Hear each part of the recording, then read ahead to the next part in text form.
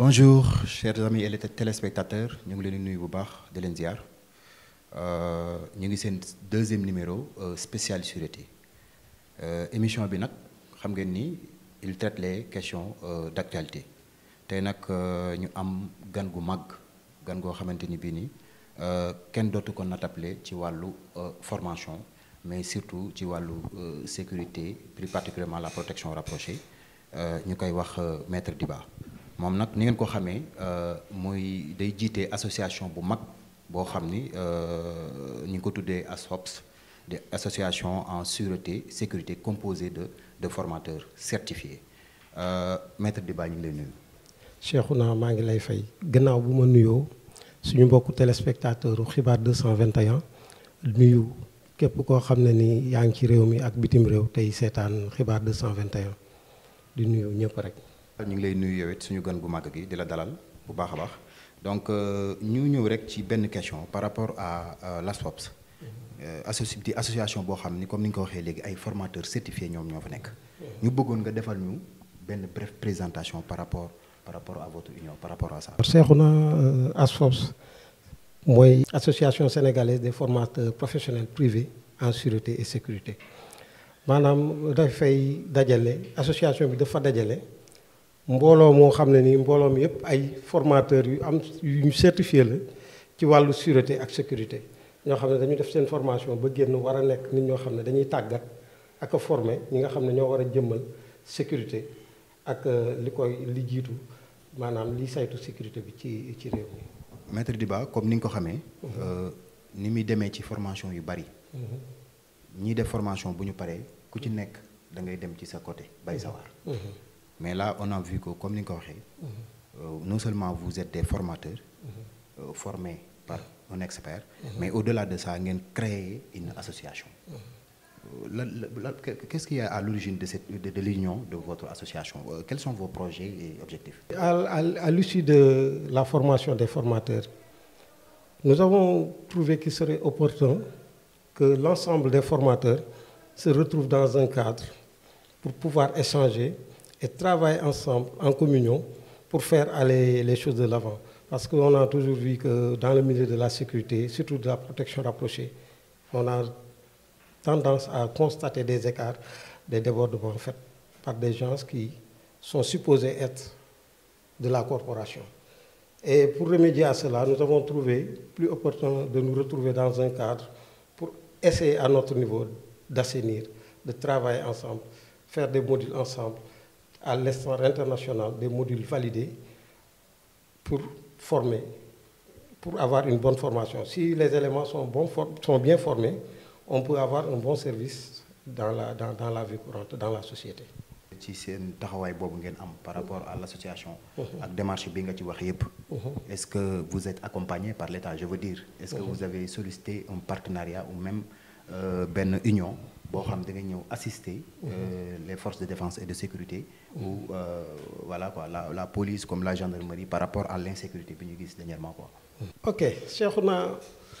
ci cadre boobu soo waxee partenariat man damay gis ne du ma ko tuddee partenariat parce que c'est une obligation pour l'agent de sécurité publique privé d'assister les forces régaliennes de l'État. C'est un devoir même, une obligation. Les forces régaliennes de l'État peuvent réquisitionner les éléments de la sécurité privée pour les soutenir dans l'exercice de leurs fonctions. Là, les soutenir, c'est un devoir et c'est une obligation pour tout agent de sécurité. Là, il faudrait aussi bien insister dans ce sens à faire savoir que tout agent de sécurité interpellé par les forces régaliennes de l'État dans le cadre de l'exercice de leurs fonctions est appelé à les soutenir, à bien faire, à bien exécuter à bien exécuter le devoir. Ça, c'est une obligation. C'est une obligation régalienne. boo gisee sama question boobu mooy. dañu def taxaw seet lu gis ni. vous n'avez pas été formé par n'importe qui. cette association là au passage ñu nuyu l'expert Maître Wade. di njiital ACS Academy Consulting Sécurité Group. donc ñu koy saluer bu baax a baax on a vu que c'est un expert des forces spéciales. aussi un formateur un instructeur du GIGN. donc yooyu yëpp ñu gis ko maintenant.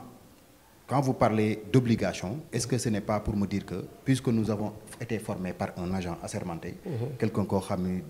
boo xoolee ci milieu sécurité li mu ci def mucc na ayib, est-ce que ce n'est pas pour me dire que kooku moo tax avant tout teg nañu ci yoon boobu ba ñun nous devons apporter notre pierre à l'édifice par rapport à l'insécurité bi nekk ci dëkk. Par rapport à cela, man damay wax ne c'est une chance énorme que nous avons eu à rencontrer monsieur Ndour Wade. Qui est un expert de dimension internationale, de renommée internationale. Moi, je ne vous le cache, et vous le savez même, j'ai eu à faire la formation dans différents pays avec différents experts de nationalités différentes.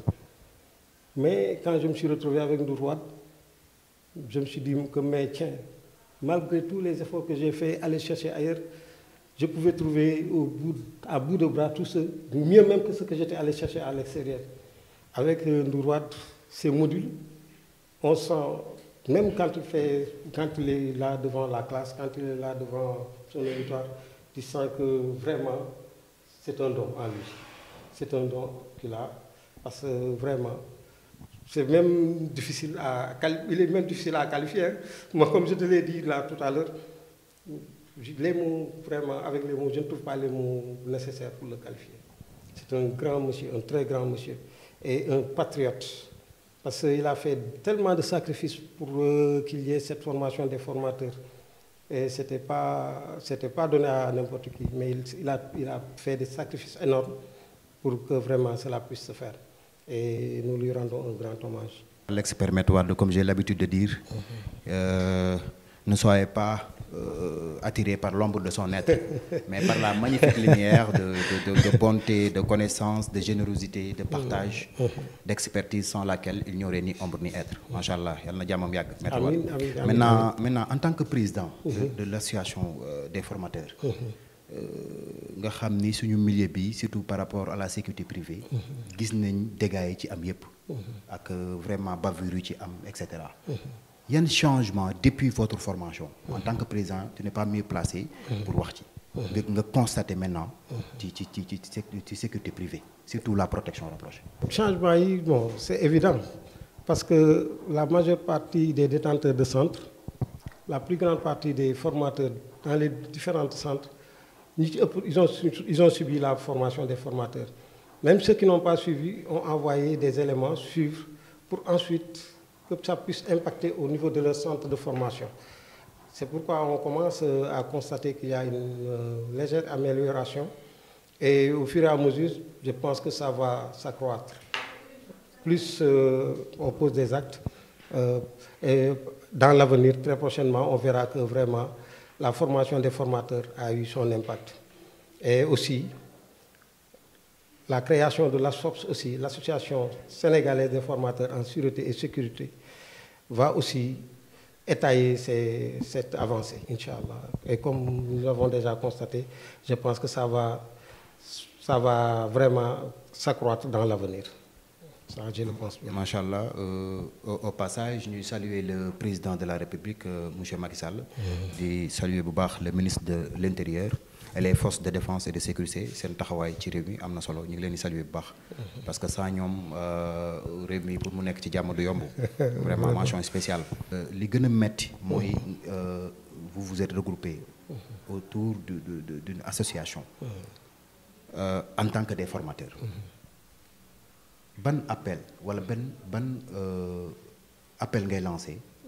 ci autorité étatique yi un message de soutien un message bu mu mënti doon boo xam ni dina leen permettre yéen comme organiser wu ngeen seen association mën a émerger. Par rapport à cela man vraiment mon souhait le plus cher serait que les forces étatiques à travers la présidence de la République le ministre de l'Intérieur ñu soutenir ñu à assainir notre milieu. Le milieu de la sécurité privée, particulièrement la protection rapprochée. Parce que c'est un milieu vraiment un peu dispersés, parce qu'il y a des centres de formation partout, un peu partout, et chacun apprend à ses élèves librement ce que bon lui semble. Alors que si vraiment l'État nous soutenait à assainir notre milieu, de manière à ce qu'on ait des modules, un tronc commun, une même formation pour tout l'ensemble des centres de formation et des formateurs ayant le même certificat, c'est-à-dire les formateurs ayant une même formation, avec les mêmes modules, des mêmes évaluations pour tout l'ensemble du territoire, vraiment je trouve que ce serait encore beaucoup plus judicieux. Parce que là, ça nous permettra d'avoir des éléments qui sont très bien formés, par des formateurs très bien formés et certifiés. Et là, l'exercice et la production dans le milieu, dans la société, on pourra assister à un service de qualité. Maître Diba, vous ne pensez pas que vous serez en mesure de le faire vous-même, puisque vous venez de le dire, donc vous avez suivi une formation par un expert des forces spéciales, et surtout le plus important est que son programme a été validé par les Nations Unies. C'est pratiquement impossible, hein? Tout ce qu'on peut faire, parce que bon, notre champ d'action est très limité, mon cher frère. La sécurité privée, vraiment, notre champ d'action est très très limité. C'est pourquoi nous devons toujours travailler en collaboration avec les forces étatiques. Nous pouvons prévoir, organiser, réfléchir, penser, et puis organiser. On peut même en intervention arrêter un supposé malfaiteur, un délinquant. Mais qu'est-ce qu'on fait après? On est obligé de le livrer aux forces étatiques, aux forces régaliennes de l'État. Ce qui fait que notre champ d'action est très très limité. Tout ce qu'on peut faire, c'est travailler en collaboration avec les forces étatiques. Si ils nous sollicitent, les soutenir dans l'exercice de leurs fonctions, si nous trouvons quelque part un phénomène dans lequel nous devons réagir, notre réaction se limite là où doit commencer l'exercice des forces régaliennes. Par exemple, si on arrête quelqu'un, on ne peut pas l'emprisonner, on doit les remettre aux forces étatiques. On ne peut pas aller plus loin que ça. Je pense que, vu l'état actuel où nous sommes, vous avez vu, on a constaté l'insécurité au sein de notre pays, surtout le taux d'agression. On a vu dernièrement une vidéo où vraiment nit ku ñëw ba ci kër jàmbur nangu moto jàmbur jël jaasi menacé. Tantôt ñu ngi dégg ay crimes, bien que sax machallah nos forces de défense et de sécurité ñi ngi def seen liggéey nu mu waree machallah, parce que même ces personnes là il est important ñu jàllale ni vraiment jàpp nañ leen, et mention spéciale à ces agents, aux forces régaliennes. Mais juste pour te dire que yéen en tant que association des formateurs naka ngeen bëgg taxawee ci soutenir ma ñëwaat ci, parce que aussi si vous êtes de la sécurité privée xam nañ ni sécurité publique rek doyul, force de défense yi kese, il faut que ñu taxaw leen jàppale leen, parce que Sénégal moo toll foofu. ban jàngat nga am ci loolu déjà, ak ban solution nga xalaat ni yéen boo leen ko taxawee dina mën a yokk kaaraange ci population bi. ci loolu dama lay xamal ne dama lay tontu rek ne recrudescence ou violence bi fu mu nekk nii violence bi toll na foo xam ne nii jéggi na dayoo, agression yi bari na, crime yi bari na.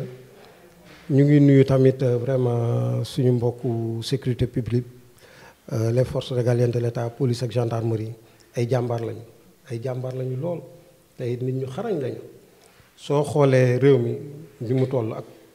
njaboot gi ci réew mi fi ni mu toll, ñoom seen lim daf cee néew trop, te ñu ngi fexe di góorgóorlu ba saa suñu leen soxlaa rek ñu gis leen, ñu ngi góorgóorlu ba saa wu nit dafee danañ fexe ba teg ko loxo, fexe ba yar ko teg ko ci yoon. loolu lu ama am solo la. waaye nag ñun pour ñu mën leen a jàppale dëggantaan, pour ñu mën leen a jàppale ca anam yi nga xam ne ni ci lañ leen doon war a mën a jàppale ba mu fés, day am lu koy jiitu, maanaam réew mi nguur gi am lum ñu ràññee, maanaam am cër boo xam ne ni dañ ñu koy cërale, am loo xam ne nii dañ ñu koy jàppale. waaye tey boo duggoon ci jàppale force régalienne de l'État yi, boo duggoon ci yenn yi da nga dem ba foo xam ne nii boo moytul danañ la yóbbu ci barab teg la fa te doo fa mën a jële sa bopp. te fekk ne booba yow li la tax a jóg mooy fexe ba defkatu ñaawte fi nga xam ne dañuy lor askan wi di lor ay borom kër nit ñoo xam ne nii dañoo am njariñ nit ku ñàkk njariñ ñëw lor ko ndax bëgg jël la mu yor yow nga jóg am taxawaay boo ca am ñaare da ci mujj da ngay mujjee mën a dem sax ba caabi féete la ci ginnaaw wala ay loraange topp la ci. bon comme vidéo bi nga mentionné léegi fan yële ci ginnaaw tamit am na benn vidéo bu ñu génnoon ci réseaux sociaux yi am ay gardien yoo xam ne ñu ngi woon ci wet gi dañoo ñëw wallu ndaw si fexe ba jàpp ñooñu daw bàyyi leen ak seen moto ndaw si mucc na te it téye nañ loo xam ne mën nañ cee jaare ba jàpp ñooñu nga xam ne ay defkatu ñaawteef la waaye kooku tey yàlla mënoon na koo nattu ñooñu taxaw xeex ak moom gaañ ko wala mu gaañ leen bu boobaa yéeg ak wàcc da ko ciy fekk ndax nguur gi ni ñu waroon a jàppale pour ñu mën a taxaw taxawaay ba ñu waroon a taxaw dëggantaan jàppalee guñu ko parce que il faut que ñu reconnaître il faut que ñu reconnaître suñu corporation bi jox ko statut boo xam ne nii dina gën a mën a am jëmm gën a mën a am taxawaay bi mu war a am en toute sincérité loolu dafa nekk benn gàllankoor bu mag a mag ci suñu corporation bi. parce que boo xoolee ci agression boobu ngay wax suñ ci defee taxaw seetlu c'est un agent de sécurité. Je veux dire des agents de sécurité ñoo intervenir ba sauver cette dame là. Donc pour dire que ni kon effectivement ñun war nañ mën a ñëw apporter notre pierre à l'édifice par rapport à la sécurité de la population. Seexuna gis nañ fi ay yoon yu bari ay nit ñoo xam ne dañuy yëngatu ci sécurité privée ci seen wàllu liggéey googu nga xam ne dañoo jóg di daan seen doole pour am lu ñu yóbbu seen njaboot ñàkk ko mu lew leen ñaata yoon lañ ci faat nit ñu di ko gis bëri na lu ñu ciy faat doomu aadama ñu di ko gis te xam nga ñun soo xoolee ci suñu wàll sécurité privée man yamalewu nit ñi dafa am fu ñu ko yamale te man gis-gis bi ma ci am dafa yaatu lool. xam ne sama préparation physique toujours ci plage yi laa koy def te wax dëgg yàlla léeg-léeg nga gis xale yi di sangu mu am ñoo xam ne ndox mi da leen di ma dinaar leen a sànq yu mel noonu da ngay am ay yoon yu bëri yoo xam ne ni dina am ñoo ci wàllu waaye du feeñ fenn te itam doy na war daal bu fekkoon ne maanaam nguur gi jàppale nañu nit ñi ci ay formation léeg-léeg géej gi jëlandoo lu mat ay juróom-ñaari xale li koy waral kenn mooy lab wala ñaar ñenn di leen dimbali amuñu formation bi dañuy ànd ak ñoom dem léeg-léeg nga gis mag du mën a seetaan rakkam di lab mu daw di ko jéem a dimbali far ànd ak moom dem te fekk ne fi ñu labee am na ay jàmbaar yu fa taxaw yoo xam ne dañoo entraîné ba taxaw lenn rek moo manqué nga former leen jàngal leen le bon geste ñu xam nan la ñuy def pour génnee ki nga xam ne ndox maa ngi koy yóbbu bu ñu xamee nan lañ koy walloo danañ ko mën bu ñu ko tax loolu bu ñu tàmbaloon formation rek am ñu formé rek léegi tey lu mel noonu dana wàññeeku lool koor gi ni ma sant yàlla parce que weer bu koor fu mu musaana jotee xale yi dañuy dem ci géej gi ne dañuy dàq koor te saa su nekk lu bari dañ ci doon lab waaye ren yàlla daf suñu borom daf ñu dimbali ba weeru koor gi dafa tombeek ndox mi sedd guy muy jamonoy sedd ba kenn mënut a dugg ci ndoxum géej gi loolu lu ma doon bàyyi xel la te doon ci sant yàlla bu baax a baax. kon dafa mel ni solution bi formation ngay prôné parce que yaa ngi wax léegi ne effectivement am na fi ñoo xam ni dinañ fekkee action manque de formation mooy tax duñu mën a réagir donc mais yéen en tant que des formateurs en sûreté sécurité ba pare mu am ay détenteurs de centre yu nekk ci biir au passage may saluer donc di ko def un clin d'œil à monsieur Dramé di directeur di DGA Delta Protective Service ñu ngi koy ziar donc di wax ni mu am ay détenteurs de centre ci biir yéen ñi nga xam ni yéen a war a jàllale savoir bi ngeen jëlee savoir ak savoir faire ak savoir être bi ngeen jëlee ci formation boobu pourquoi pas yéen jëlu leen loolu en main donc vous parlez waaw seexu naa dangaa bëgg sax xam sama lañ te duma la ko may ci tànk yooyu la ñu taxaw xam nga bi ñu créé association bi ak léegi yàggagul waaye am na ay volet formation ci aspect yu bari nag fi mu nekk nii rek ñu ngi programmer ay stage de formation ci wàllu natation parce que ci biir am na ci ñoo xam ne ni seen xam-xam dafa gën a màcc ci wàllu natation ci wàllu géej ak wàllu féey ñun ñu ngi wax programme ci wàllu woowu bëri na wàllu yoo xam ne ni ñu ngi ci def ay projet mais projet yooyu yëpp mënuñ guñ ko tàmbalee ndoor parce que association bi day soog a juddu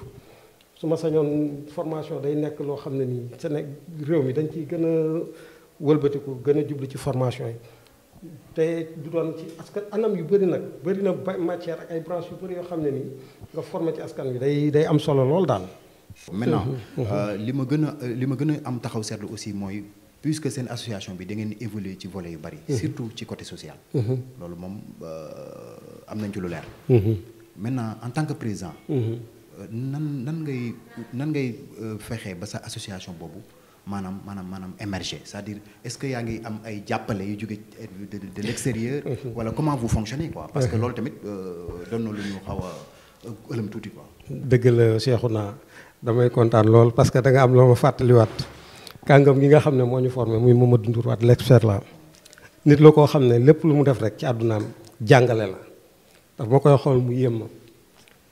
fu mu toll mu ngi xool lu mu lijjantee lu mu dimbalee nit lu mu joxe toujours foo ko fekk dana am lu mu yëkkati jox ko fu mu dem dana am lu mu yëkkati lu mu fa bàyyi te jàngal nañu ne fépp foo xam ne ni jaar nga fa rek war nga faa def dara loo xam ne ni danañ la ko fàttalikoo ci lu baax muy volet social boobu nga tudd maa ngi koy nuyuwaat encore une fois te vraiment di ko sant di ko gërëm encore une fois de plus association bi nag bu mu juddoo ba léegi ñu ngi jéem a taxaw ci cotisation membres yi ñooy xool loo xam ne ni du leen sonal ñuy xool nuñ koy dugale ci kees gi ndànk-ndànk pour mën ci taxaw di kii waaye nag dàquñu dem ci yenn structures yi barabu liggéeyukaay yi seeti yenn jëmm yi nga xam ne suñu borom dimbale na leen fexe ñu xool ñoom nan la ñuy jàppee ci association bi ba nga xam ne dana mën a taxawaay bu dëgër ci li mu sumb ci wàllu jàppale askan wi ak ci wàllu formation parce que Sénégal day réew moo xam ne ni bu ñu ko nëbbante population bi ci jeunesse bi la ëppee lool te jeunesse boobu pour boo xoolee seen ëllëg seen avenir lu koy mën a ñoŋal mooy mu am ay formation da nga xam ne jeunesse bi boo leen formé dañuy mën a amal njëriñ seen réew kenn ku nekk dina mën a am lu mu jàpp di ci yëngu ba mën a yor njaboot wala mu mën a def dara loo xam ne ni lu am solo lay doon. moo tax formation mbaat kii la boo xam ne nii lu jar a bàyyi xel la. macha allah pour dëgër li ngay wax maître Diba on dit souvent que l'ignorant c'est celui qui ne sait pas comment il doit agir du fait qu'il ignore le bien et sa valeur. Et que maître Wade je ne cesse de le dire. fexe na ba ñu xam ni la sécurité n'autorise ni amateurisme ni improvisation mais c'est pro. Ça doit être bien pensé, bien réfléchi et bien organisé. Moi j'ai l'habitude de l'appeler l'homme pro. Yàlla nañ ko yàlla fayal. En tout cas li mu waroon def na ko.